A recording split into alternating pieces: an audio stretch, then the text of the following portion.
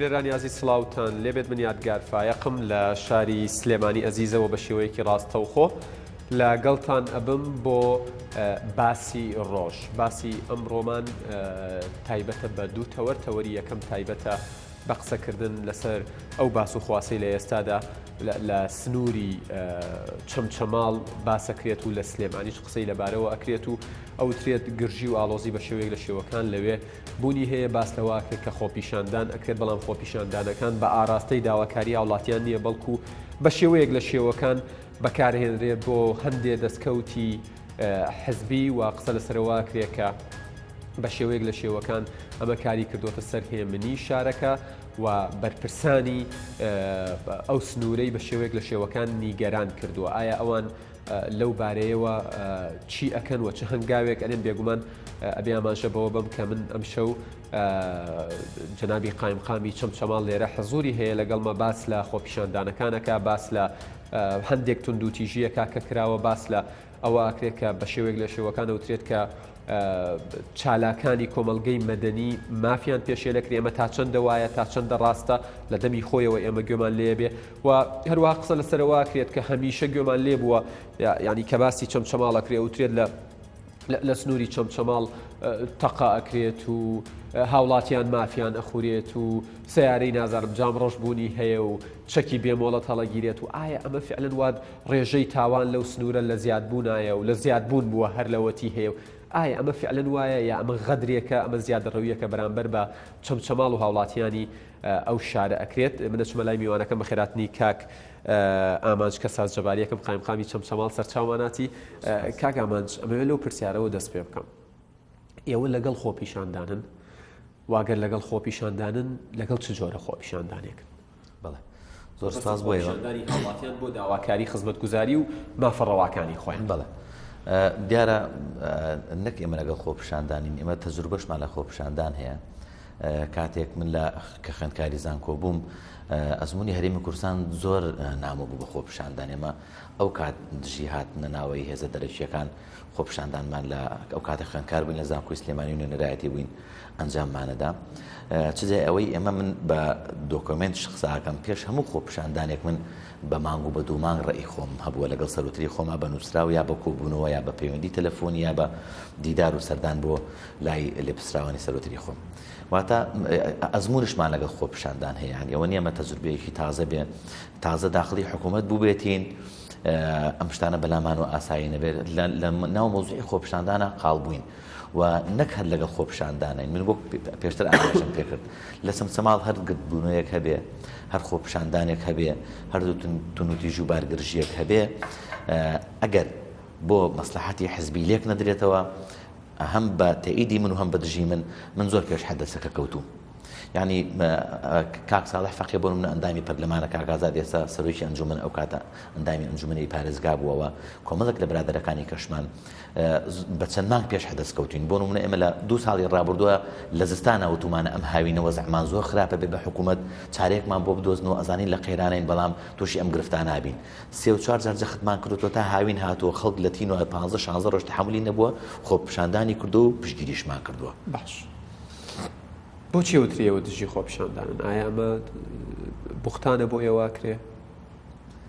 ئەزانی چۆن کاک یادگار مۆزوع دژی خۆپیشاندان نییە. ئێمە حکوومەتی لەسەرەوەکرێ بۆ نمونە لە بەرامبەر خۆپیشاندانی ئیجراعاتیان لەگەڵاکەن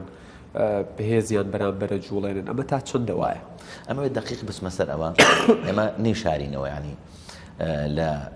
لە هەشتاکان کە ئێمە لە سەردەمی شۆڕژگیر ڕابووین و لە دوای نەوەتەکان کە ئێمە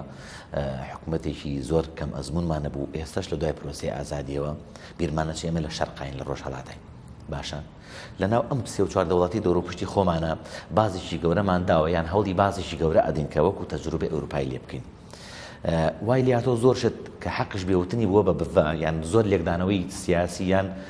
جزئیەن سیاسی بۆ ئەکرێ بۆ ناشرینکردنی بەرامبەرەکان ئەمە مۆزوعەکە، یعنی تەشخیصەکرێ مۆزوعەکان، یعنی شخصی پێتەوەبارەکرێ کە دژی حاڵەتێک بی. ئێمە هەرگیز دژی خۆپیشاندان نین و نەبووین و پێشتریش هەموو مەحفەلەکان کە لە ئیدارەی حکوومەتی هەرێمی کوردستانە گەواهی دەری ئەوەن کە ئێمە پێش ئەوەی خەڵکمان بێتە سەرجادا لە خەڵک تونتر بووین.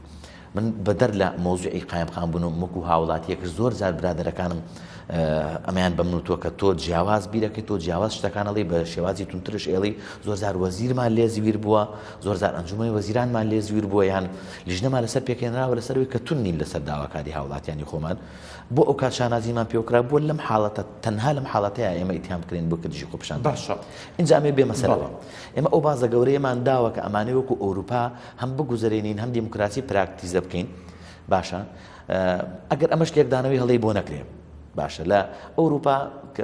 بە تایبەت فەڕەنسا و کۆمەڵی دووەل هەیە کە پیانەڵم کانگا و باوکی دیموکراسیەت لە ئەوروپا و لە جیهانە لەوێ خۆپشاندان نەکرێ خەڵکە چێتە سەرجادە وڵاتی خۆپشاندان وەرەگیرێ لەگەڵ ئەوەشە هێزە ئەمنیەکان ئەبن بەلەمپەڕ بیان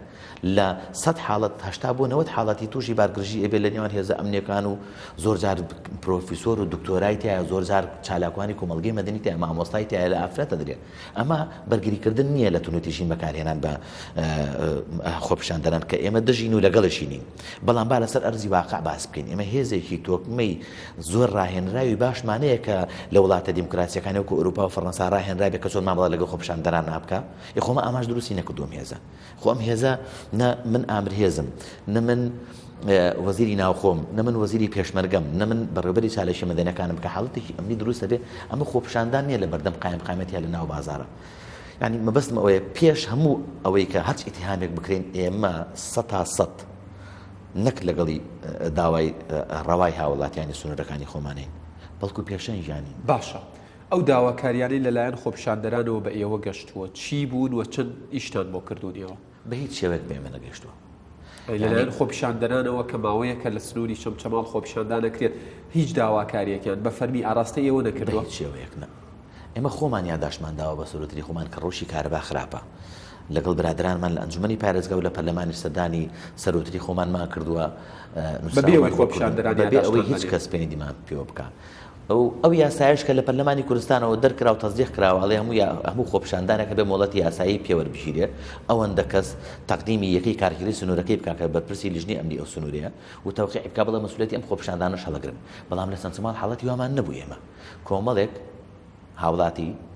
باشە و بڕیارشماندا ئەو وەزع خاو بکەین و ناڵێن چلیانێکیان چ گروپێک لە ناو چلیانێکی سیاسیوانەمانە باس ناکەین بەڵام تۆڕە کۆمەڵایەتەکان و بەتایبەت فەیسبوک گەواهیدەری ئەوەیە کە چێ و چیە لە فەیسبوکی خوانەوە تەرویجیان کردو بۆ ئەوەی کە سبەینێ نەک خۆپشاندانەکرێ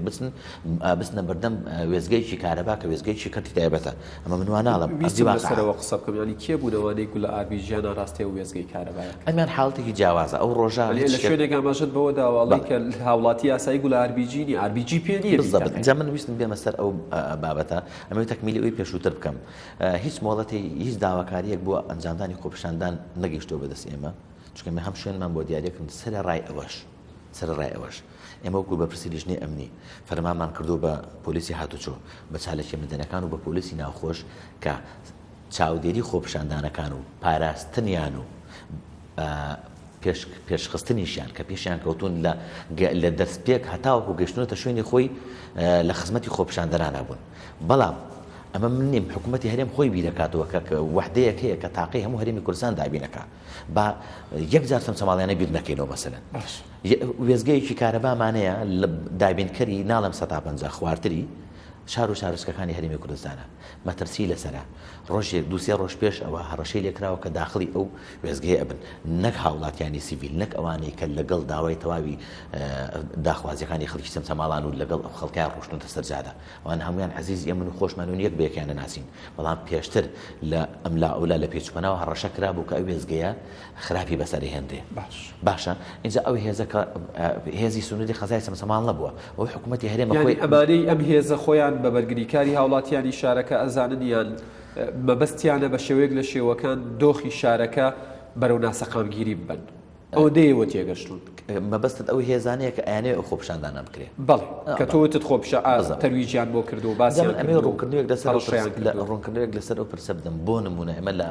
دوایین هەڵبژاردننی هەرێمی کوردستان لە ئەسەر ئاسی قەزای سەمسەماڵ لایەنێکی سیاسی چەند هەزارێک لە سەروی لایەنەکانێکەوە دەنگی یەکەمی هێناوە لایانی سیاسی کەمانەیە بە هەمان شێوە دەنگی هێناوە ینی کۆدەنگیەک نەبوو بۆ ئەوەی کە ئێمە هەمومانەوە چەمچەماڵ و کوستافێک بەرگری لە بەرژەوەندی خەڵکی قەزاقی خۆمەکەن کە پێشتر کردومانە بۆ نمونە ئێمە بەدەر لە هەموو قەزا و ناحێ و هەتا پارێزگەکانی کەش ئێمە ستایلێکمانە بوو لە قەزای چەمچەماڵ هەفتانە یان مانگانە دوو جار ئێمە وەکو حکوومەت لەگەڵ لایەنە سیاسیەکانە کۆبنەوەمانە بۆ هەر جاری لە بارگای یەکێک بۆ ئەوی کۆدەنگ بین لەسەر هەموو داخوازی و داواڕەوەکانمان بۆ نمونە من لە پێویستم بە کارێک هەبوو بێ بۆ سونەری قەزاکەم لە ڕێگەی وەزیرێکەوە کە لەسەر لیستی پارتی دیموکراتی کوردستانە مفاتحەی لێپەرسراوی لە خێسەمچماڵی پارتی دیموکراتی کوردستانم کرد بە بروسکە و بە سەردان و بە نووسراویش و بە بەدواداچوونش کاری بۆ کردوین بۆ نمونە کە پێویستمان بە وەزیرێکە بۆ لەسەر لیستی بستنەوەی گۆڕان بووە خۆمان لەگەڵ کادرێکی ئەوانە پەیوەندیمان کرد و ڕۆشنکە ئاوا تەبا بووین بەڵام بەهۆی هەڵبژاردنێک بەهۆی هەڵبژاردنێک لەلایەنێکی سیاسیەوە کە لێپرسای و گۆڕان بە لێپرسایی کە تەواوی ئەو پەیوەندیانە بووی بسڕا دوای ئەوە 3-4 مبادرەمان کرد کە ئەمە ئەبێ ئێمە هەمومان تەبابین بەیەکەوە بکەین یعنی ئێمە هەمومان حەزمان لێ خۆپیشاندان بکەین لە چەمچەماڵ هەمومان حەزمان لێ داوای مافەڕاوەکانمان بە سەرجەم وەسیلەکانی داواکردن بکەین لە ئەلفەوە هەتا یائی کە یاەکەی خۆپیشاندانە کە داوای مافی ڕای خۆمان بکەین بەڵام بۆ گروپێک یعنی ئەگەر من لە قەزای چەمچەماڵ کە 220,000 نفوسی تیاژی خۆپیشاندانێک بکەین 3,000 کەس بێ بە شێوازێکی مەدەنیانە بڵێن لێرە ناڕۆین تاوەکو بۆ نمونە بەشە کارەبامان زیاد بکەن یا چەند کەسێک و 150 کەسێک بخاتە سەرجاتە کە هەر 150 خەڵکی دڵسۆزی شارەکەی ئێمەیە بۆی کەس لەوە بەهەڵە تێنەگا ئەو 150 کەسە کە ڕۆژتۆ خەڵکی دڵسۆزی شارەکەی ئێمەیە بەڵام ئیدارەدانیان هەڵە بووە پێشتر تەنسیق و تەبایی نەبووە لە نێوان ئێمە وەکو حکوومەت کە پێشەنگیان ئەبوویەوەیەک ئێوە شاگاتان ڕای وەرنەگرتنی مۆڵەتش ئێمە ئەمنیەکانی سونەری قەزاقی خۆمانمان خست بۆ خزمەتیانەوە لە ئەوڵ هەتا ئەخیر ئەوەنی کە پەیوەندی بە دەسەڵاتی منەوە بێ ئاوامان کردەوە بەڵام نقطەکە لێرەیە ئەگەر هەمومان دڵسۆزی چەمچەماڵین بۆ هەمومان بەیەکەوە نێکین بۆ ئیلا 3-4 کەس بڵێ من شتێکم کرد ئێمە خاوەنی بۆ وەرگرتەوە لە کێ بکەین لەو گروپەی کە باسیەکەی ئەو گروپە من حەز ناکەم زۆر برینەکان هەڵبدەمەوە بەڵام بەداخەوە هیوادارم حزبەکەشیان پیاچونەوە بە مۆزوعەکەن و هیوادارم لە ڕووی برایانە و تەبایانە کە وەزعی ئێستای هەرێمی کوردستان و بە تایبەت سنوورەکەی ئێمەش هی ئەوە نیە ئەوەی تر دڵی خەڵک بێشێنین هی ئەوە نیە ئەوەی تر خەفەت بین بە خەڵک هی ئەوە نیە ئێمە لە مۆزوع قەیرانە لە شەڕی داعشین لە قەیرانێکی زۆر سەختی دارایین خەڵکی قەزاقی ئێمە بار و گەزەرانی زۆر خراپە لە ڕووی ژیان لە ڕووی دابینکردنی پێداویستەکانی گەرمبوونەوە و سوتەمەنی اینجاش لە ڕووی ئاو کارەبا یعنی بڕوا بکە بە مۆزوعێکەوە مەشغوڵ دەکەن بۆ ئەوی کۆمەڵە شتیکە هەیە بەلاڕیا بڕاوتە و گرفتانی کە چارەسەر نەکەی ئێمە 15 ڕۆژە خەریکی چاکردنەوەی بۆڕی ئاوین لە بینی سلێمانی و چەمچەماڵ کە لە 3-4 لاوە شکاوە سیستەمەکەی هی کۆنە هی سەدەمی بەحسا باشە بم مۆزوعە نیترەوە مەشغوڵیان کردین ئەو 15 ڕۆژە خەڵکی چەمچەماڵ بێ ئاوە دوێ نەتوانیمان بۆڕەکە چاکەینەوە بگەین کەواتە قەیرانی ئاو دروستە بێ قەیرانی کارەبا قەیرانی سوتەمەنی من لێدوانێکی ئەندامێکی جواتی نیشتمانی بزوتنەوەی گۆڕان لە چەمچەماڵە هێنەوە ئاماژە بەوایە کە ئەڵێ پێویستە کارەبای قەزای چەمچەماڵ ئەمەوێت کۆمێتی تۆ بزانم پێویستە کارەبای قەزای چەمچەماڵ بەبێ دابڕان واڵێ 24 کاتژمێر بەردەوام بێت نیوەی کارەبای هەرێمی کوردستان بە کەرکووکیشەوە بە گازی سروشتی چەمچەماڵ بەرهەم دەهێنرێت وێزگەی کارەبای 1200 مێگاواتی لە شارۆچکەکەمان دروست کراوە و چەمچەماڵیش بە گوندەکانیەوە پێویستی بە 90 مێگاوات کارەبا هەیە قسەی تۆل ئایا فعلەن وایە لە چەمچەماڵەوە کارەبای نیوەی کوردستان دەدرێت و کارەبای ناو چەمچەماڵ خۆی خراپە یان شتەکە بەو شێوەیەنی کاکیاتگار ئێمە دوو وێزگەی سەرەکی دابینکردنی کارەبا لە هەرێمی کوردستان هەیە هیچیان لە هەولێرێکیان لە چەمچەماڵە هەردووشیان بە دوو جۆر سوتەمەنی کارەکەن غازی سروشتی و گازوایل بەڵام وێزگەی ترمانەیە لە دووەک وێزگەمانەیە باشە لە بادینانی وێزگەی ترمانەیە لە هەولێر وێزگەی ترمانەیە لە تاسووجە وێزگەمانەیە لە دوکان هەمانە لە دەربەنی خانەمانە لە کۆمەڵی وێزگەی ترش چکە لەوە 1-2 قەزامان لە دەرەوەی هەرێمی کوردستانەوە لە وڵاتانی ترەوە کارەبایان بۆ دێ ئێمە ڕاست بکەینەوە ئێمە دابینکردی نیوەی وزەی هەرێمی کوردستان نین بار تۆزێک ڕازگۆ بین لەو بابەتانەیە اینجاش گرفتی کەمانەیە ئێمە هەر ئەڵێین بەڵام بە دوای حقیقەتەکانە ناگەڕین بەڵێ غازی سروشتی لە چەمچەماڵ یەدەکێکی زۆرمان هەیە بەڵام حکوومەت هێرێم لەگەڵ کۆمپانیای داناغازە گرفتی هەیە کێشەکەی چۆتە بواری تەحکیمی دەولیشەوە نەداناغاز حکوومەتی هەرێم لێ ئەگەڕێکە پەرەپێدان بکە لە حەقلی غازەکانی خۆی توانای غازی بەخۆتر بکە نە حکوومەتی هەرێمش خۆشی بەدوای بەدیلا ئەگەڕم ناتوانێت لەگەڵ داناغازە بگات بە بنبەست یا جیابوونەوە یا ئەوە تا کێشەکانی قەزیەکە لە دادگایە و بە بەردەوامی ژغرامی حکوومەتی هەرێم ئێمە چۆن بڵین قەدەر لە لایشکەوە غازی سروشتی بۆ هێنیانە سەر زوی و ئاو ئاگرەکەی پێڵەن لە سەمسەماڵە 1000 بە دواتاشونمان بۆ کردن حکوومەت دەتوانێت چاکی بکاتەوە نەداناغاز بەچی گەشت ئەو وەکو خۆی ماوە تۆ ئاگرەکە چێ باس نەداناغاز دێ کاری تیاکە کە بیرمان نەچێ ئەو وێزگە کارەبایی ماس کە لە داناغازی وەرەگرێسە و غازە سروشتی کە لە سەمسەماڵە هی حکوومەتی هەرێم نیە هی داناغازە داناغاز تا حکومی پێواکە و بە گوێرەی دەستوری عێراق و ئەو دەستورۆشی کە ئەوە لە هەرێن دەربچایە سامانی سروشتی وڵاتێک یان هەرێمێک هی قەزایەک یا هی ناحەیەکای محافەزەیەک نییە باز لەوە ئەکرێ لە پێچوپەناوە لە فەیسبووکەوە ئەگوترێ لە پەرلەمانی کوردستانە پرۆژە یاسایەک دەرچووە کە ئەبێ پترۆدۆلار بۆ قەزاکان هەبێ من لێرەوە ئەمەوێت ئەندام پەرلەمانەکان لەسەر ئەم مۆزوع کۆمێتێک بڵێن ئەو پرۆژە یاسایە نەموسادەقە کراوە نەدنگی لەسەر یعنی ئەو گازەی ئەو پرۆژەی گازەی لە چەمچەماڵ هەیە ئێستا مڵکی داناگازە نەک حکوومەت ئەو تەحکومی پێواکە کە داوای پرۆژەیەکشی لەکەی ئەڵێ من ملیارێک 2 ملیارە چەند ملیار دلارم لای حکوومەت هێرێمە جارە تۆ قەرزەکەم بەرەوە ئەوە بە حکوومەت هێرێ بڵێ یعنی دا حکوومەت هێرێم دەستەوەستان وەستاوە لەسەر ئاسی قەزانە لەسەر ئاسی ئەنجومەنی وەزیران و سەرکردایەتی سیاسی نائیش ئەکرێ بەڵام بەو توانە مەحدودەی کە پێشتر هەبووە تەطویر نەکراوە بینە سەر وێزگەی کارەبای ماسش بە هەماشێ و وێزگەیەکی صرف ئەهلیە تۆ چۆن کارگەیەکی چیمەتۆ داانەی صرفی خۆتە حکوومەت مۆڵەت دەداتێ باشە ئەو وێزگەی کارەبای ماسە زەوێکەشی لە جوتیاران کڕاوەتەوە ئەرزی واقع مەجالی تیانە ئەی پێویست ناکە من بچم درۆ لە سوب یا بەرامبەرەکەم بەعکسەوە بڵێ بزەبت هی شەریکەی ماس شەریکەیشی عالمیە ئەم پرۆسەی کە لە هەرێمی کوردستان هەیە لە سوودان کردوێتی پایتەختی سوودان کە خەرتومە پرۆژەکەی داوەتە دەست ئەحمەد ئیسماعیلەوە داوێتە دەست کۆمپانیای ماسەوە هەتا کارەبای کردو بەکارتێسە لە خەرتوم کارەبا نامڕێ با وحدەیە خۆتەیەکی باشە ئەو پرۆژە یاسانەش ڕێک نەخراوە تا هەرێمی کوردستانیان بۆ بەرهێنەر سوودمەند بێ لەوەی کە کارەبای هەرێمی کوردستان بە 24 ساعتدا بەڵام بە تیجاری و پرۆژە یاساشی بۆ ڕێک بخرێ ئەمە ئێستا ئەگوزارێک شەریکی ماس ئەڵێ من ملیارێک و 562 میلیۆن دلارم لە لای حکوومەت هەرێمی کوردستانە کە حەقی خۆمە لە پارەی کارەبا بمداتێ نەیداوە پێم اینجاش ڕۆژانە قەرزەکانی زیادە بێ و کارەبا ئەوواکە و گرفتی کەشمانێ وێزگەی کارەبای ترمانی هەر وێزگایانە نییە کە حکوومەت هەرێمی کوردستان پێویستە نەوت یان منتوجی بداتێ بۆ وێزگەکان بکوێتە گەڕ و ئێستا ئەتوانرێت لە هەرێمی کوردستان 24 ساعت کارەبا هەبێ بەڵام پرسیارەکە لێرە کاگیادگار هەموو ئەم ئیتهامانە بۆ قایمقامی قەزای سەمسەماڵ دەباشە با بلەوە پرسیارە بکەم دەسەڵاتەکانی ئێوە چییە قسە لەسەرەوە کرێ ئەوترێت لە سنوورەکە من ئەڵێم ئەوترێت ئەمە ڕەئی من نییە وەکوی عەلامی ئەوترێت لە سنوورەکە ڕێژەی تاوان لە زیادبوونە ئەوترێت سیارەی جامتاریک و جامڕەش بوونی هەیە ئەوترێت چەک بە بێ مۆڵەت هەڵ ئەگیرێت ئەوترێت ئەوەی تاوان ئەکات سزا نادرێت و بانگێشتی بەردەم دادگا ناکرێت ئەم هەموو ئەوترێت تا چەندە وایە و دەسەڵاتەکانی تۆچی بۆی ڕوون بێتەوە بۆ بینەریش بزانن دەسەڵاتەکانی ئاماژ محەممەد کەساس جەباری چییە بۆی چاوەڕێەوەی لێ بکەن بەڵێ یەک خەوسی بچووک پێشەوەی هەموو ئەمانە وەڵام بدەمەوە ویستم تەکمیلی ئەوکم کە چەمچەماڵ پێویستی بەچەند مێگایە و چۆن ئەدرێوانە ئێمە سیستەمێکی مرکزی مانێنای و کۆنتڕۆلی مرکزیە لە هەولێر وحدەیەک ستافێک سەرپەرشتیەکە باشە بۆ هەموو شار و ساروچکەکان کە ئەبێ بە عەدالەت کارەبا تەوزیع بکرێ ئیتیهامی ئەوە ناکەین کە لە سەتا چەند ئەدرێ بە هەولێر چەند ئەدرێ بە سلێمانی ئەوە کاری من نییە ئەوە بێ خەڵکانی هاوپەیوەند و بابەتە بێنە سەر پرسەکە و بەرگری لێ بکەین بەڵام چەمچەماڵ تێکەڵاوی کۆمەڵایەتی لەگەڵ سەردەم شار و ساروچکەکان هەیە با یەک جار من وەکو قایمقامی چەمچەماڵ ناڵم پێویستە و ناڵم حەقا بەقەت یەک ناتەمەنا ئەکەم کە چەمچەماڵ 24 ساعت کارەبای هەبێ یەک لەحزە نەبڕێ چۆ تۆ بەوەش تۆمەتبار کرابووی کە تۆ هۆکاری کەمبوونەوەی کارەبای نیشتیمانی ئەویان هەموو خەڵک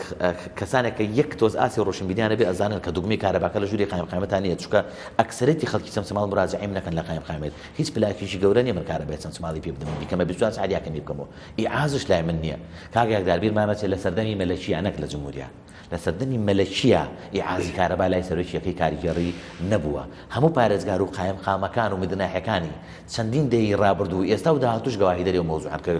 تەحەکومکردن بە کارەبا لای قایمقام و محافظش نییە اینجا بێمە سەر ئەو مۆزوعان بۆکو چەمچەماڵیەک بابیر بکەینەوە باشە بۆ نمونە پەیوەندی کۆمەڵایەتیم لەگەڵ ئاخێزانێکی ڕانیە هەیە بۆ نمونە با یەک جار منی چەمچەماڵیەک وەکو کەلاریەک بیر بکەمەوە وەکو خەڵکێکی سێسایق بیر بکەمەوە من 24 ساعت کارەبام هەبێ چەمچەماڵیم بەڵام با بۆ یەک ساعت وەکو سێسایقێک بیر بکەمەوە چۆن بیرەکەمەوە بۆ چەمچەماڵ 24 ساعت کارە بابێ ئەی ئێمە مرۆڤ نین کورد نین مسلمان نین شەهیدمان نەداوە خوێنمان نەداوە بەیەکەوە نەژیاوین خەڵکی ئەم هەرێمە نین ئەی تۆزێک وجدان بەکاربێنرێ بۆ ئیتهامکردنی حیزبێک یان شەخصێک ئێمە بەردەوام هەوڕازن و شێو لەم بابەتانەیە دیاری نەکەین ئەمە گرفتەکەیە اینجا لەسەر ئەوەی کە ئەوترێت بینە سەر و مۆزوعی کە ئەوترێت لە چەمچەماڵە ئەما بێ ئەما بێ ڕابکە کاک یادگاری ئەمە تقریبانەوە بۆ 4 ساڵەمە قایمی چەمچەماڵم لەگەڵ زۆربەی هەرە زۆری ڕای پەیامگیرەکان و ڕاگەیاندنکارەکانی سەرجەم کەناڵەکانە پەیوەندیەکی زۆر بەتەوە باشمان هەیە یعنی بڕابکە وەکو شۆڕشکارێک وەکو ئەوەی کە شۆڕشێک هەڵبیگی سەرین کارێکی زۆر هیلاشیمان ئەنجامدا لەوەی کە زۆر کێشەکانی چەمچەماڵ کە پەیوەندی بۆ نمونە بە خێزانێکەوەی زەقی نەکەینەوە لە خێزانەکە کێشەیەکی کۆمەڵایەتی دروست بێت و بۆ پێویستەکە هەم ئەو خێزانە هەم بنەماڵەکە هەم عەشیرەتەکەشی بکەی بە قوربانیەک و کوردانە بیرەکەینەوە چۆن بۆ ئابڕووی بەرین ئەمانەمان هەمووی کەم کردەوە بەڵام لەلایەن لە پێشتر لەلایەن ڕاگەیاندکارانەوە غەدرێکی زۆر لە چەمچەماڵ کراوە بۆ کە چەمچەماڵ باشە بەدەیان و بە بیستان و بە سەدان شەیدی بۆ دێتەوە برینداری بۆ دێتەوە خوێنەدا کەس تەفزیلی چەمچەماڵەکان ناکە کە بڵێ قارەمانن بۆ کە جەریمەیەک ڕۆدا چەمچەماڵی ئیتیهامەکرێ چەمچەماڵ ئەوترێ پایتەختی شەهیدان و ئەنفال کراوە لەمە ڕەنگە تعریفێکی بچووک و کافی بێت کە لەوێت لە چەمچەماڵ چییە گوزەریێت لە دوای ساڵێک لە مباشرەکردنی بەندە لە یادی ئەنفال ئەو پرۆژە ئەو داواکاریمان تەقدیم کرد کە بکرێت بە پایتەختی شەهیدان و ئەنفال بەبەستم ئەوە بوو بچینەوە سەر ئەو خاڵە بۆ کارە باشەکان کە خەڵک لە ماڵەکانی خۆیان لە شار و شارۆچکەکانی تر تەفزیل و وەسفی چەمچەماڵیەکە بەڵام لە ڕاگەیاندنەکانەوە یان لەلایەن بەشێک لە چەمچەماڵەکان خۆیان و بۆم بخەترە گەورەی لە چەمچەماڵەکرێ من ئێستا ئاماری ساڵی 2016 لایە هی سەرجەم بنکەکانی پۆلیس لە قەزای چەمچەماڵ باشە لە سنووری قەزای چەمچەماڵ بە مەرکەزی قەزاکە و هەر 6 ناحیەکەم و 2 ناحیەکەش کە بەشێکیان سەر بەکردن سەر بێ من لە کەیسی دادگا و پۆلیسی ئێمە 1200 کێشەمان هەیە 1200 ئەوراقمان هەیە لە 90 هەموو تاوانێکانجان درابێت تاوانباران دەستگیر کراون ئەوەشی کەواتە ئەوەش بوختانە کە تاوانباران دەستگیر ناکرێن و نابرێنە بەردەم بە زمانی داتا و ژمارە بە هەفتەی داهاتوو پرێس کۆنفرانس دەکەین سەرجەم ئاماری تاوانەکان و ڕووداوەکانی قەزای چەمچەماڵ ئێعلانەکەین و زۆرم پێخۆشە کەی 24 پێشەنگ بێ و ڕاگەیاندکارەکانش بۆ خۆیان ئێمە هەر بەرنامەکەش بە ئاراستەی هێمنکردنەوە و خستنەوەی ڕاستیەکان مەبەستمە پێشەنگ بێ لە هەفتەی داهاتوو بە دووداچون بۆ ئەعلانی کە ئێمە ئەکەین بکات و هەموو مەراکزەکانی سنووری قەزای چەمچەماڵ بە مەرکەزی قەزا و سەرجەم ناحیەکان و بە گوندەکانشەوە بەراورد بکات لەگەڵ یەک بنکەی پۆلیسی ناو پارێزگای سلێمانی یا هەولێرە قەزا و ناحیەکانی تریش بە هەموو ساڵەکە 1200 کێشەمانە بووە لە سنووری هەموو بەڕێوەبەراتی ئاسایش و ڕۆژ ئاوایە بە هەموو ساڵەکە کە 2016 180 کەیسمانە بووە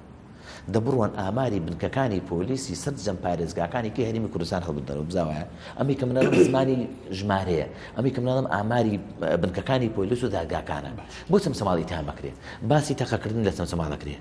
لە شارەکانی کە تەقە ناکرێ باسی سیارە سوتان نەکرێت لە چەمچەماڵە باشە بە نسبەت و تەناسوبش لەبین ئێمە و پارێزگایەکە وەری بگرن یان لەبین ئێمە و قەزایەکە وەریگرن یعنی ئێوە ناڵێن کارێکی یاساییە بەڵام ئەڵێن کە یعنی ڕووداوە و ڕوئەدات وەک تۆ لە شارەکانی دیکەش ڕۆدن ڕووداوە و ڕوئەدا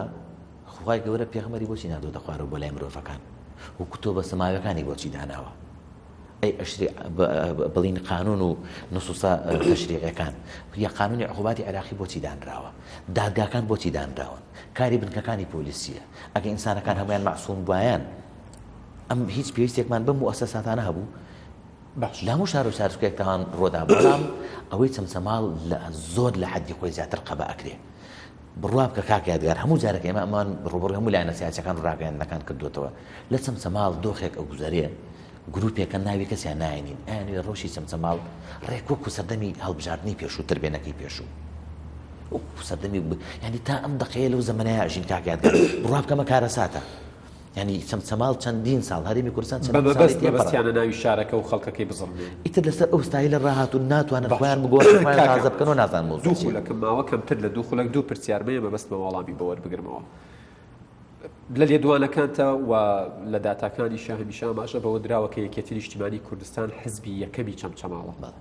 بە ژمارەیەکی زۆر لە پێشی حزبەکانی ترەوەی یەکێتی نیشتیمانی کوردستان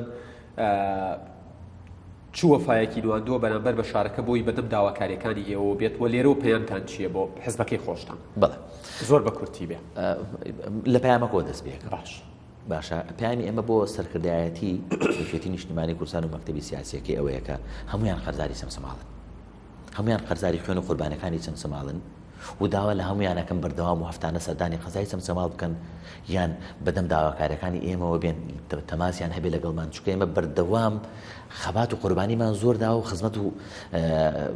پێشکەشکردنمان زۆر کەمتر بووە. هیوادارین ئەو باڵانسە چاک بکرێتەوە لە بەرۆی هەم یەکێتی خۆی بە خاوەنی سەمسەماڵ زانێ، هەم سەمسەماڵش خۆی بە یەکێتی زانێ و خۆی بە بەرگریکار لە سەمسەماڵ زانێ و جیاوازیش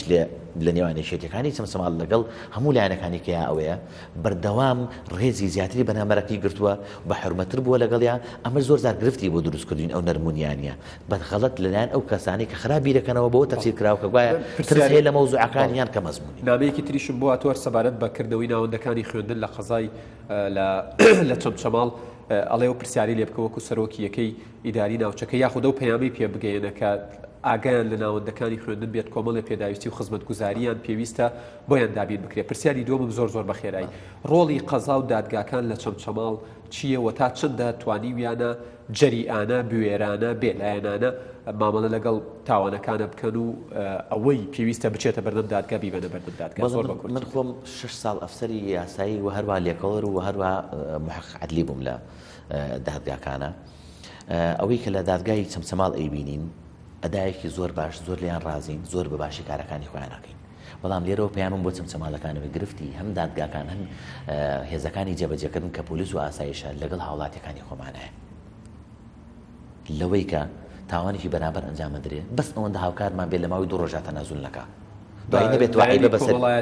بزە دوای نەبێت وعیبە بەسەر ئێمە خەڵک لە کەناڵەکانی ڕاگەاندنەوە ئیتهامی بکا بڵێن تەقە ئەکرێ، خەڵک بریندارەکرێ، دز ئەچێتە سەر ماڵان، خەڵک تەقە لە ماڵەکەی ئەکرێ، بەڵام تاوانبارەکە ئەیگیرۆ بەرە بێ. ئەوە نە پۆلیسە بەرێدانە حاکمە. ئەو کەسێک کە تاوانەکەی بەرامبەر ئەنجام درراوە لە زەرفی 2 بەسی ڕۆژاچی تەنازول لە کاڵە ڕێکەوتنی چم لەسەری نییە خۆتا دۆر کەس لە ژوورەوە قەتیش ناکەن ئاسار بەری بدە. بەڵێ کاک ئاماج محەممەد کەساز جەباری قایم خامی چەمچەماڵ سوپاس بۆ کاتێک بە ئێمە بینەرانت بەخشی، سوپاس بۆ ئەو زانیاریانە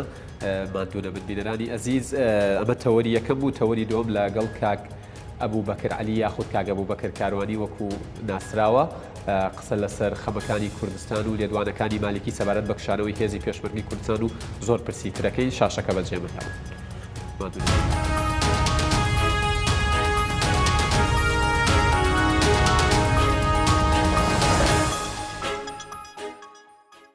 بینەرانی عەزیز سڵاوتان لێبێ لە تەوەری دووهەم لەگەڵ مامۆستا ئەبوو بەکر عەلی چاودێری سیاسی بەردەوامین لەگەڵتان قسە لەسەر دۆخی ئێستای هەرێمی کوردستانەکەین، قسە لەسەر دەستپێکردنەوەی گەڕی دووەمی کۆبوونەوەکانەکەین، قسە لەسەر لێدوانەکانی نووری مالیکیەکەی سەبارەت بەوەی کە هێزی پێشمەرگی کوردستانە بێ بگەڕێتەوە بۆ سنوورەکەی 2003 و ئەبێت ئەو ناوچانەی ڕزگاریان کردووە بەخوێن لی بکشێنەوە و کۆمەڵێک تەوەری دیکەم زیاتر لە پێشەکە ناڵێ بە خێراتی مامۆستا ئەبوو بەکر ئەکەم سەرچاوەتی مامۆستا ئەمەوێت بەو پرسیارە دەست پێ بکەم. گەڕ یەکەمی کۆبوونەوەکانی پارتی دیموکراتی کوردستان دوای پەیامەکەی کاک مەسعود بەرزانی بینیمان لەگەڵ لایەنەکانە. ئێستا بڕیارە گەڕی دووەمی کۆبوونەوەکان دەست پێ بکات. جەنابتان وەکو ینی چاودێرێکی سیاسی و بە پێی ئەزمموی خۆشتان پێتان وایە ئەم کۆبوونەوەانە چاوەڕی چارەسەری دۆخەکەی لێ ئەکرێ و ئەبێت چۆن بێ کۆبوونەوەکان بۆەوەی دۆخەکە بە ئاراستەیەکە بەرێکە لە بەرژەوەندی هاوڵاتیان نابێت. بەڵێ بەناوی خوای بەخشندەی میهرەبان ئەم گەڕە ئەگەر گەڕ بە یەکتر نەگرن بێگومان زمینەی لەبارترە بۆی کە چارەسەری کێشەکان بکەن. ئێمە بێ کۆمەڵ لەسەر کۆمەڵی ئاستا قسە بکەین. ئاستێکە زەرورەتێکە کە ئێمە چارەسەرێکی مامناوەندی بدۆزینەوە بۆ کەشانی هاوڵاتیانی ئێمە هەیە. دووەم ئەرکی سەرشانمانە کە ئەو بارە قورسێ بە سەرشانی هاوڵاتیانەوەیە سوکێکین و هەروەها ئەو دەرفەتە مێژوویە گرنگەش کە لە ناوچەکەیە هەڕەشەکانی کەمکەینەوە و دەرفەتەکەش بە قازانجی خۆمان قۆزینەوە. سێمیان دۆخی ئێمە دۆخێکی نالەبارە، دۆخێکی نەئاسایی نەتەوەیە کە لە دۆخێکی لەو جۆرەیە، نە لە ڕووی ناوخۆیمانە بێ بەو جۆرە بین، نە لە ڕووی دەرەکیشمانە بێ بەو جۆرە نەخشەمانە بێ. خەڵکەکەش کۆمەڵی ئەزمموی لەگەڵێک کە حیزبەکان تاقی کردەوە ئەتوانم بڵێم ئێستا دەوڵەمەندترن، ئەزموندارترن، تا ڕادەیە بێ یەکتریان زیاتر ناسی بێ، کارتەکان یەکتریان زیاتر ناسی بێ، کاردانەوەکانیان باشتر ناسی بێ، بەرچاو ڕوونانەتر دەوڵەمەندانەتر لێپسراونەتر مامەڵە بکەن لەگەڵ قۆناغی داهاتوە. ئەو هەموو دەرفەتەش کە ئێمە پێێنینە قۆناغی دوای شەڕی داعشەوە هەم هەڕەشەمان لەسەرە هەم دەرفەتیشمان لە بەردەمایە ئەبێ ئەویش سەرچاوەکانی هەست بە لێپسراوەتی لە سیاسیەکانە زۆرتر بتەقێنێتەوە بیان باتە ئاستێکی بەرزترەوە حساسیەتێکی شخصی حزبی ناوچەی زاری هەرچیەکە بێ بچنە سەری ئەو مەسەلانەوە بە هەناسەیەکی پاکتر هەڵمژن بۆی کە جارێکتر بێنەوە زمینە لە بارترێ ئێستا بۆ چارەسەر و ئەرکیشە چارەسەر و پێویستیشە چارەسەر بەڵام لە هەمان حاڵەتە ناتوانانی بڵێ ئەوەی تاکو ئێستا کراوە چارەسەری لێ لە دایکە بێ یاخو لێ لە دایک نابێ ئێمە داواکەین کە دانیشتەکانی ئەم جارە بێ چارەسەر نەڕۆنە دەرم باش باست لەسەر قۆناغی دوای داعش کرد ئەوترێت قۆناغی با بڵیت بوسلی دوای داعش و قۆناغی دوای داعش بە شێوەیەک لە شێوەکان زۆر هاوکێشە سفرەکاتەوە و خەمێکەیە کە ئەوتێ لە ئێستایە هێزی پێشمەرگەی کوردستان جیاواز لە جاران کە کیمیاباران و هەڵەبجە ناسنامەمان بوو ئێستش ناسنامەمانن بەڵام ئێستا زیاتر کەوترێ پێشمەرگە ناوی کوردێتە ئاراوە و قسە لەسەرواکرێت کە ئیشیان بە پێشمەرگە نەما ڕەنگە زۆر شت هەبێ نەکرێ ئەمە تا چەندە لێکدانەوەیەکی منتەقیە ئایا فعلەن کورد ئەم ماوەیە لەسەر ئاستی ناوخۆ و دەرەوە و ینی وڵاتانی دراوسێش پەیوەندیەکی وای دروست نەکردووە کە دوای داعشیش کوردێکێک بێ لە ژمارەکان کە حسابی بۆ بکرێت و ئەو هێزە بێت کە بە وەکالەتی جیان شەڕی داعشی کردبێ ئەمەش بێ بەشکەین بێگومان ئەو پێویستەی خۆر ئاوا وڵاتانی ناوچەکە و بەتابەتیش خۆراوە بە کورد وەکو جاران نامێنێ لە کاتێکە کە داعشەیە بەڵام ئەمەشمانە ئەوە نییە کە ئیتر کە داعش تەواو بوو پەیوەندیەکانی ئێمە خۆراوەش تەواوە بێ یا پەیوەندی ئێمە هەندێک سەرچاو و یعنی پایتەخت تەواوە بێ ئەمێنێتەوە سەر خۆمان یەکەم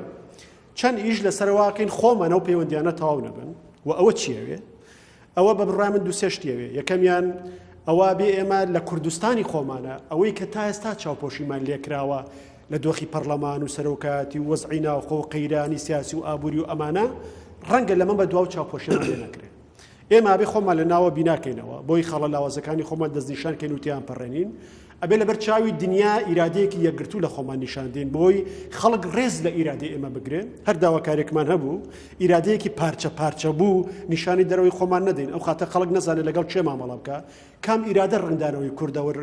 ڕینە کورد کە خۆی نێوێ ناسنامەیەکی یەکگرتوو لە خۆی نیشاندە ئەوان لەگەڵ چێ مامەڵە بکەن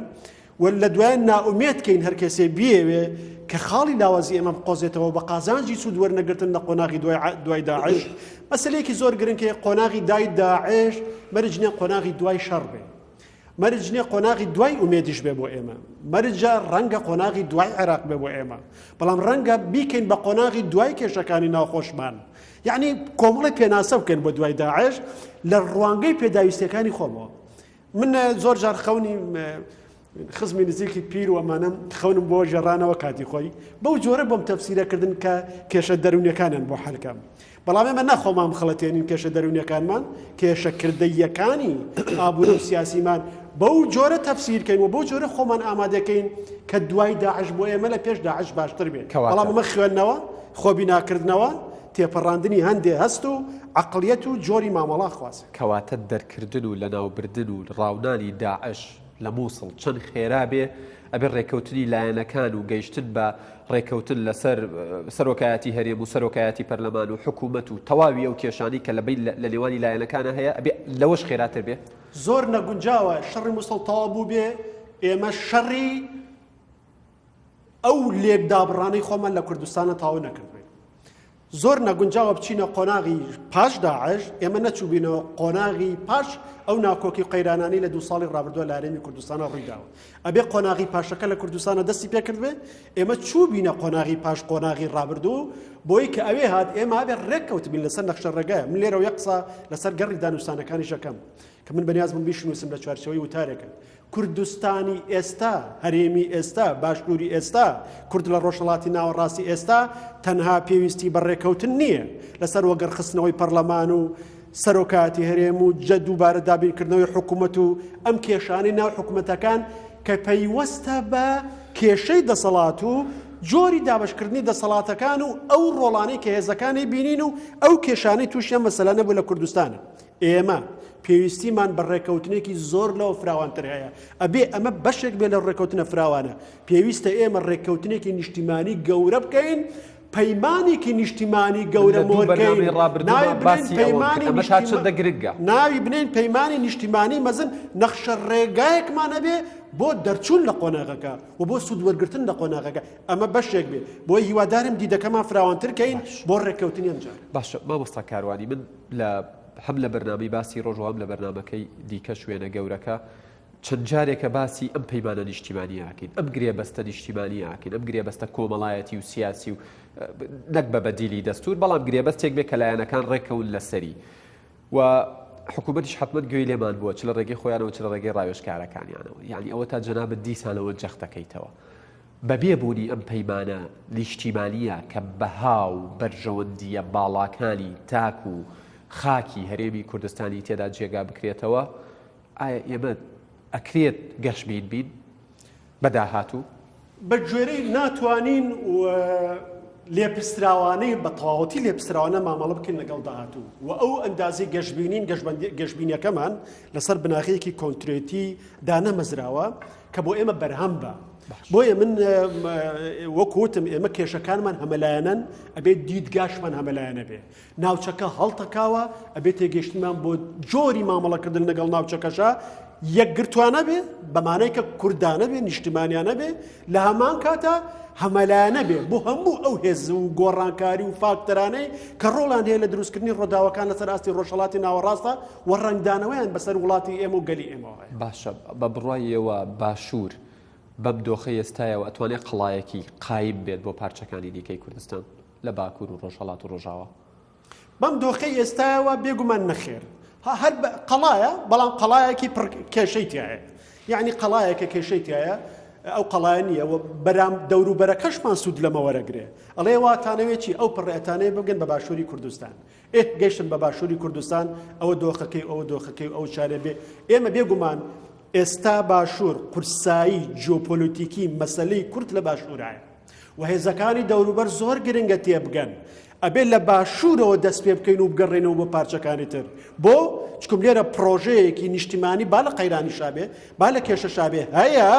و لێرەوە ئەم قورسایە دوایی ئەگەڕێتەوە ڕنگ دەداتەوە تیشکەتاتەوە بەسەر پارچەکانی تری کوردستانە، بەڵام پێش هەموو شتێ ئەبێ باشووریەکان خۆیان لە ئاستی پرۆژەکانە بن و ئەو کەلێنانی تێکەوتوە ئەو لاوازانی تێکەوتووە کە بە عەقڵی پرۆژە مامەڵە ناکەن وەک پرۆژەیەکی نیشتیمانی گەورە کە ڕۆڵیان تیادا بەشکرابێ و هێزەکان وەخۆیان نیشانەدەن هەر یەکیان خاوەنی پرۆژەی جیاوازن دیدی جیاوازن قەیناکە دید و پرۆژەی جیاوازیانە بێ، بەڵام لە ژێر سەقفی پرۆژە گەورە نیشتیمانیەکەیە لەسەر ئاستەکانی سربەخۆیی و دووبارە بیناکردنەوە دەوڵەت بیناکردنەوەی سیستم و دیموکراسیەکی گەشەکردوتر و پرۆژەیەکی نیشتیمانی بۆ چاکسازیێکی ڕاستەقینە و هەمەلایەنە لە هەرێمی کوردستان. باشە جەنابتان سەردەمانێک لە باڵاترین پۆستی ناو حزبێکی سیاسی هەرێمی کوردستان بوو لەوە لە ناو کۆبوونەوە و دانوستانەکان حزورتان هەبووە ئەبێت دانوستانەکانی ئێستا بێ کۆبوونەوەکانی ئێستا چیتیا باس بکرێت بە بڕوای تۆ بۆی بگەن بە چارەسەر؟ بە بڕوای من پێش کۆبوونەوە ئەبێمە گفتوگۆ بکەین، یعنی هین نەکەین و توێژ نەکەین جارێ ئەگەر و توێژیشمان کرد بە ڕۆحی گفتوگۆی نیشتیمانیەوە بیکەین. بە بڕوای من یەکێک لە کێشەکان لە هەرێمی کوردستانە ئێمە گفتوگۆ ناکەین، بۆ نمونە 6 مانگ ئێمە گفتوگۆمان کردایە هەر بەبێ ئەوەی بڕیاری لێ بکەوتایەتەوە، یعنی گشتەکانمان تەتەڵەب کردایە گەڵاڵە کردایە بربەستەکانمان بسوڕێناتەوە ئەنجا کاڵین گفتوگۆ بکەین، یعنی لە کەشوهەوایەکی هێمنە لە کەشوهەوایەک هێزەکان تیای هاوسەنگ بن ڕێزی هەمویان تیا پارێزراو بێ مەرجەعیتێکمان هەبێت تیا بگەڕێینەوە کە ناکۆکیمان هەیە بۆ ئەو مەرجەعیتە چییە چ پێوەرەکانمان چییە کە ناکۆکیمان لە نێوای ئەبێ بەمانایەکتر گفتوگۆ بکەین وەک هێزی نیشتیمانی گفتوگۆ بکەین ئەنجا وەک دۆخی ئاسایی پێی لێ ڕانەکێشین. ئێمە لە سەرە پێچێکی مێژووی گرنگەن بە دۆخی تەواری بەس بە عەقڵی ئاسایی مامەڵە بکەین بە دۆخی تەواری، یعنی دۆخێکە ئەگەر فریای نەکەوی فریاتەکەوێ ئەگەر نەی بڕی ئەو بڕێ ئەگەر بەدەستی نەهێنی لە دەستە چێ. لەم دۆخەیە تۆ بێ کۆمەڵی قوربانی واز لێ بێنی کە ڕەنگە لە دۆخی یاسای واز لێ نهێنی کۆمەڵشت واز لێ بێنی ڕەنگە لە دۆخی یاسای واز هیچ نەبێ گەر وەکو قۆناغێکی ڕابزەری بەڵام لە هەمان کاتە بە عەقڵێکی ئاسایی و هێمن بەمانای عەقلێک دوور بیرەکاتەوە استراتیجیانە بیرەکاتەوە نیشتمانیانە بیرەکاتەوە ئەزانێ لەکوێ قوربانی بەچی با لە پێناوی چییە ئەزانێ ئامانجە گەورەکە لەکوێشە لە ڕواگەی ئەو ئامانجە گەورەوە مامەڵە لەگەڵ ئەواکە کە ئێستا هەیە ئەو پارتەی کە زۆرتری قورسایی هەیە ئەبێ زۆرتری قوربانی بات بە بێگومان ئەبێ هەم دەست پێشقەری هەبێ ئەمێ هەم زۆرترین قوربانی هەبێ و ئەبێ هەم زۆرترین لە ڕاستیا پانتایی فراوانی هەبێ بۆ لە خۆگرتن باشە من بەبەست بە بچمە ناو باسێکی دیکەەوە سەبارەت بە عێراقی دوای داعش و تا چەندە کورد لەوێ جێگەیە بێتەوە بە پۆستێکی جەنابەت لە تۆڕی کۆمەڵایەتی فەیسبوک دەست پێ یەکەم سەبارەت بە لێدوانەکانی مالیکی ئەڵەی با لێدوانەکانی مالیکی هەر بۆ بینەرانیش بۆی ڕوون بێ مالیکی داوای کردووە کە هێزی پێشمەرگەی کوردستان بگەڕێتەوە ئەو خاڵانەی کە پێشتر لی بووە پێش داعش و تەنانەت باسی سنووری حکمی کردو سەردەمی برێمەر و 2003 جەناب تەنەڵەن با لێدوانەکانی مالیکی لە مەرگەڕانەوەی پێشمەرگە بۆ سنوورەکانی سەردەمی ئەنجومەنی حکوم هاندەرێکی تر بێت بۆ هێز و لایەنە سیاسیەکان بۆ ئەوەی هەرچی زووترە بگەنە نەخشە ڕێگایەکی تەوافق لەسەر کراو بۆ چارەسەری کێشەی حکومڕانی و دەسەڵات و زەمینە سازیکردن و سەربەخۆیی و ڕزگاربوون لە ناسنامەی داسەپاوی عێراق و ئەم بیرکردنەوە تێکەڵە لە دەمارگیری مەزهەبی و ناسیۆنالیستی تەوێت چی بەلایەنەکان بڵێ لە ڕێگەی ئەم پەیامەوە و ئایا تۆش گەشتوویتە ئەو بڕوایەی کە کورد لە عێراقی داهات و جێگە و پێگەیەکی نییە وڵام من دەمێکە گەیشتم کاک یادگار من 10 ساڵە گەیشتم قەت بڕوام بە عێراقی نەبووە نە ئەمە بە شێوەیەکی سادە ئێمە بمانێ و نەمانەوە لە چوارچەوەی جەبرێکە بەس من قەت حساسم پێدرا و معتەیات نەمن برات ئەندامی ئەنجومەن لیژنەی باڵای بزوتنەوەی ڕاپرسی ڕفراندۆ بوو لە کوردستانە کە لە 2005 داوامان کرد ڕاپرسێکی گشتی لە کوردستان بکرێ بۆی خەڵک ئێوێ لە عێراق بمێنێتەوە وەک بەشە لە عێراق یا سەربەخۆ بێ لە 1970 لە دەیە هەشتی خەڵکی کوردستان کە بەشداریان کرد بوو نزیکەی 2 ملیۆن کەس وتیان ئێمە ئەمانەوێت سەربەخۆ بژین پێش 12 ساڵ ئێمە نامانەوێت ناسنامەیەکی بە زۆر سەپاوی واقعێکی کۆڵۆنیالیستی مێژووی بەسەر ئێمە بمێنێتەوە ئەمە هەر نابێ قسەی دڵ بێ بە بڕای من ئێستا ئەمە لە خەون تێپەڕیوە لە قسەی دڵ تێپەڕیوە ئەبێ ببێ بە ئامانجی سیاسی ئەم قۆناغەی خەڵکی کوردستان بۆیە بڵێ ئێمە بێ لە ڕاستیا وا بیرکەینەوە من بەش بە حاڵی خۆم بە بڕای من عێراق کۆتایی پێ هاتووە بەس دەرچوون لە عێراق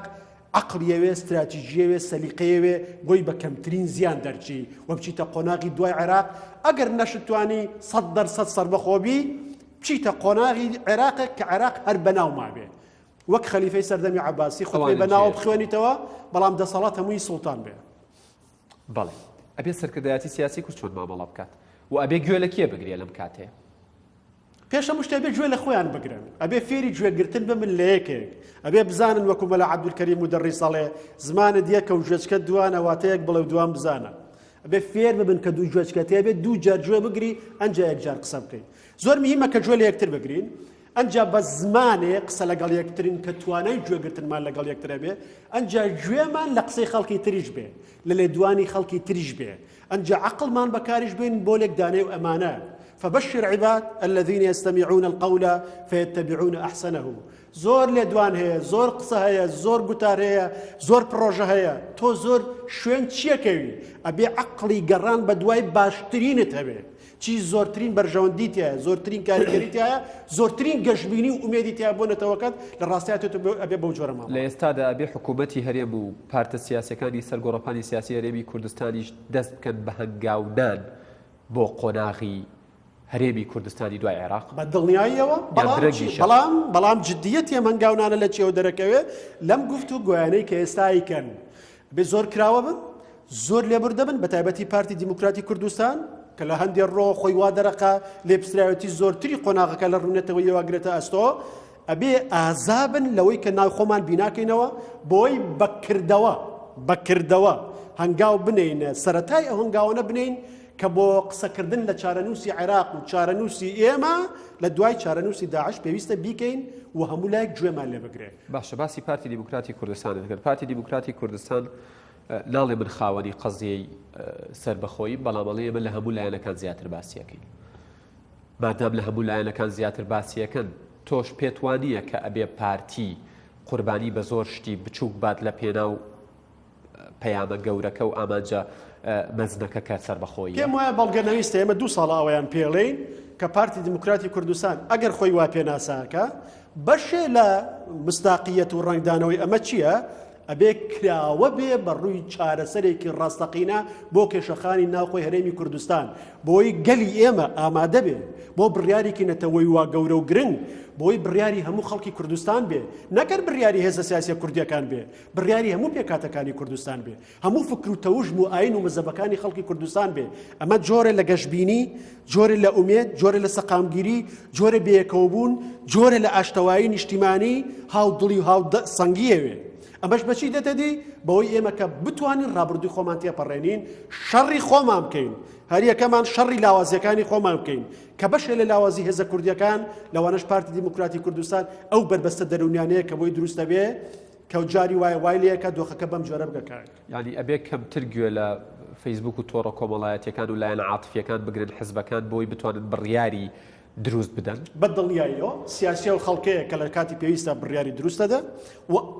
نەبڕیاری دروستەدا قوربانیەدا یعنی سەرکردەیە نەک ئامادەیە خۆی تێپەڕێنێ و نەک ئامادەیە لە هەندێک شوێن واز لە هەندێک شت بێنێ کە پێی وایە برینارکەرە هێرشکەرە ئەگەر پێویست بوو ئەبێ شەهیدیش بێ ئەبێ قوربانی بە جانیشی با بە ژیانیشی با چ چای قوربانی بە ماڵ با و بە نفوس با و بە هەندێک کورسی پەرلەمان با و کە لە کاتێکا قوربانی بەوان نادا بەو ئەندازەی ڕاستگۆ بین و قوربانی بین لە پێناو چارەسەری کێشەی میلەتەکەمانە بەو ئەندازە میلەت پاداشتە و خەڵکادات باشە دوا پرسیارم ئەوترێ بە شێوەیەک لە شێوەکان شیعەلیەتی بەرامبەر کورد دەرکەوتووە بە تایبەت لە ئێستادا حەشتی شەعبی هەیە و هێزێکە لە پاڵ سوپای فەرمی عێراقا دروست کراوە و لیوای بۆ کورد کردوتەوە و باس لە واکرێک کە بە دیازن لیوای دیکەش بە تایبەت ئێستا پارەشیان بۆ تەرخان کراوە بە ڕەسمی و لە بودجەیە جێ کراوەتەوە بەتەمان لە ناوچە کوردستانیەکانی دەرەوەی ئیداری هەرێم لە کەرکووک و خانەقینوانە جێگەی خۆیان بکەنەوە و بە کورد شەڕی کورد بکەن جارێکی دیکە ئەمە لایەنێکی پرسیارەکەمە و فراکسیۆنە خۆشبەختانە فراکسیۆنە سەرەکیەکانی پەرلەمانی عێراق جیاواز لە ماوەی ڕابردوو بە یەک دەنگدشی لێدوانەکانی مالیکی و ئەو قسانی سەبارەت بە پێشمەرگە کراون وەزارەتی پێشمەرگە و لایەنەکان وەڵامیان داوەتەوە ئەبێ کورد لە ئێستادا چۆن مامەڵە لەگەڵ ئەم هەنگاوانە بکات ئایا بە توندوتیژی چارەسەرەکرێت یان جیابوونەوە لە عێراق ئەبێ بە گفتوگۆ بێت وەکو پێشتریش لە کۆنفرانسی سەربەخۆیی لە زانکۆی ئەمریکی دۆک ئاماژەی پێدرا باس لەوە کرا کە ڕێگەکانی جیابوونەوە و سەربەخۆیی ئەچێتەوە سەربەغا و لە بەغاشەوە کۆتایی دێت ئێمە لە ڕووی مەبدەئیەوە بێ هەندێشتمان لا ڕوون بێ ئێمە مەبدەئیەن بنەڕەت ئەوەیە کە ئێمە بە گفتوگۆ بکەین لەگەڵ عێراقاوە بە شێوەیەکی ئاشتی خوازانە بڵام بینەوە لە هەمان کاتەکە گفتوگۆکەین لە هەمان کاتەکە بڕوامان بە ڕێگا چارێ ئاشتی هەیە بۆ گەیشتن مامافەکانمان ئەبێ لە لووتکەی ئامادەیا بین بۆ ڕوبڕووبوونەوەی مەترسی عسکەریەکان لەبەرەوەی تۆ ئەگەر ئەم ئیستعداد و ئەم ئامادەگیان نەبێ بەرامبەرەکانش جوێ لە ناجێت ئەمە شتێکی ئاسایە لە مەسەلەی دیبلۆماسی و کار ئەسڵ ئەوەیە ئێمە بەمئینە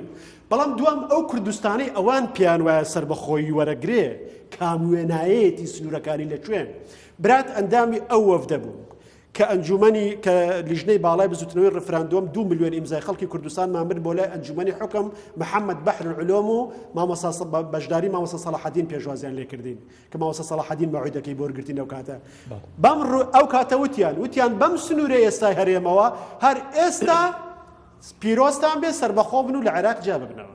ئەمەوەیە کە لە 160 خاکێرەمی کوردستانەکە ئێمە بەوە سەربەخۆمان ناوێت ئێمە بە سروشتە سنوورە دایکەکەی هەرێمی کوردستان نا کوردستانی باشوور سەربەخۆیمانەوێ ئەمەش بێگومان ڕۆڵدا بەشکردنیەوێ لە بیریشمان نەچێ مەسەلەکە تەنها نووری مالیک و ئەوانەش نییە بێگومان ئەمە بەشێکی بۆ هەڵبژاردنەکانی داهاتووە لەوێ مزادەمە بەسەراو بکە بەڵام بەشێکیشی پەیوەندی بە هەندێک استراتیژی هەرێمەوە هەیە کە ئێوێ ڕێگا بکاتەوە خوابکە بە کوردستانە تێنەپەڕێ بۆی شەڕەکان لە شوێنێکتری دارە بکرێت بەڵێ مامۆستا ئەبوبەکر کاروانی چاودێری سیاسی سوپاس بۆ کاتەی بە ئێمە بە بینەرانت بەخشی مادوونە من دەستان خۆش بێ بینەرانی ئازیز باسی ڕۆژ کۆتایی هات ڕێز یادگار فایق و تەواوی و ستافە جوانە لە شاری سلێمانی و لە شاری هەولێر قبول بکەن ماڵتان ئاوەدان کوردستان ئاوەدان بەخواتە دەستپێر بوو کاتێک